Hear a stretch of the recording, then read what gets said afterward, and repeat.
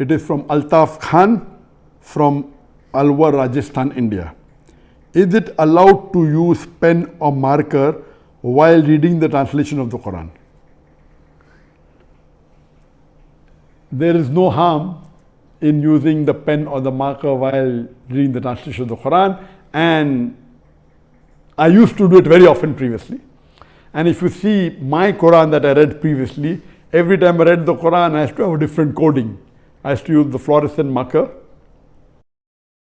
I used to use the highlighters, and I had my own code that if it's a verse dealing with Christianity, I have to highlight with pink.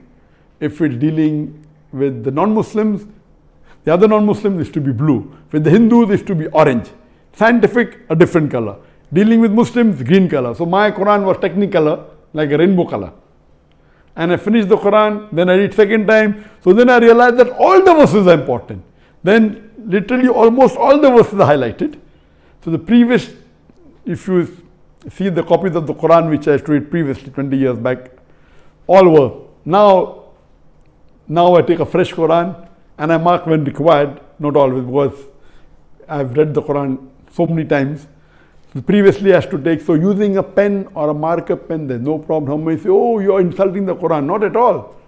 You're reading the translation of the Quran and you want to highlight, you want to remember, there's no problem at all. Make use of it. As long as you utilize it more in your life, it will be better.